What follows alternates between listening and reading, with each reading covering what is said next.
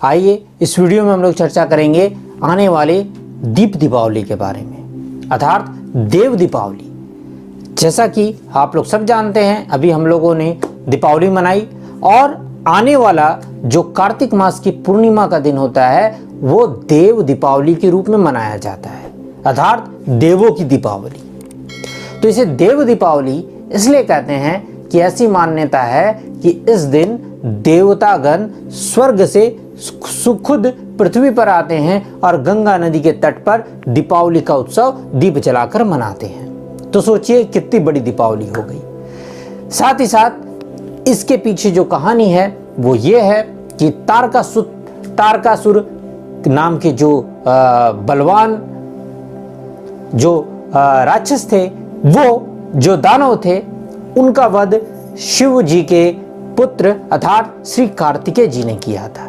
और ये कार्तिक मास भी इसलिए कहा जाता है।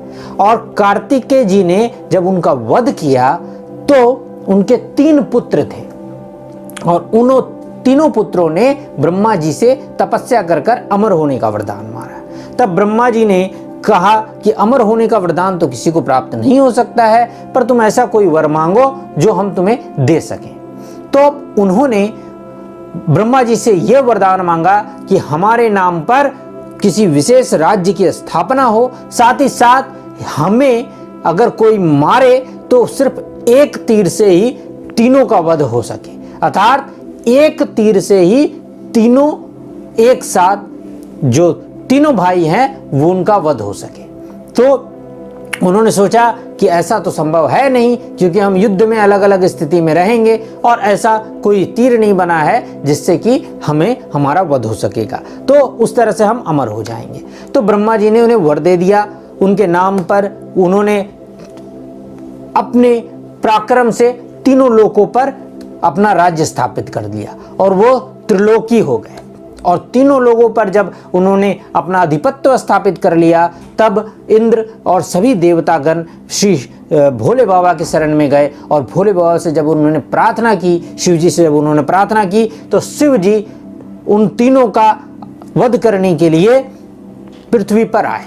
और उस समय जो विश्वकर्मा जी थे उन्होंने उन्हें एक विशेष रथ दिया, जिस रथ के माध्यम से वो तीनों असुरों का नाश एक ही समय पर एक ही तीर से कर सके।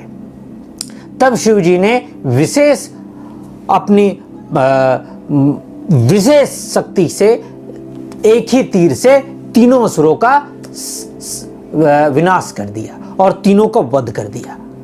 तो उस समय से वो शिव जी, हमारे शिव जी, तब से त्रिलोकी कहलाने लगे और उसी दिन से ये देव दीपावली मनाई जाने लगी, क्योंकि तभी देव दीपावली के लिए सारे ईश्वर अपनी दीपावली के रूप में पृथ्वी पर आए और उन्होंने गंगा के तट पर इस खुशी को मनाने के लिए कि पुनः देवताओं का राज्य स्थापित हो गया है, विभिन्न रूप से दिए प्रज्वलित किए और दीवे जलाए। तो इस तरह से देव दीपावली का प्रारंभ हुआ।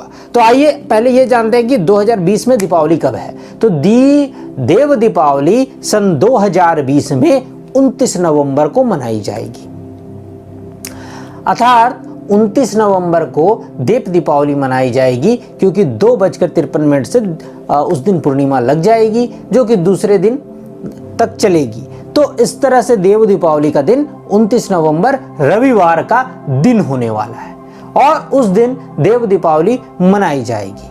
अब देव दीपावली में आपको किसी भी नदी के तट पर, यदि गंगा नदी में हो सके तो बहुत अच्छा, लेकिन देव दीपावली में यदि आप गंगा नदी से बहुत दूर रहते हैं तो किसी भी शुभ नदी के तट पर आप दीपदान करें, इसका विशेष महत्व है। साथ ही साथ गंगा स्नान करना भी विशेष महत्व है।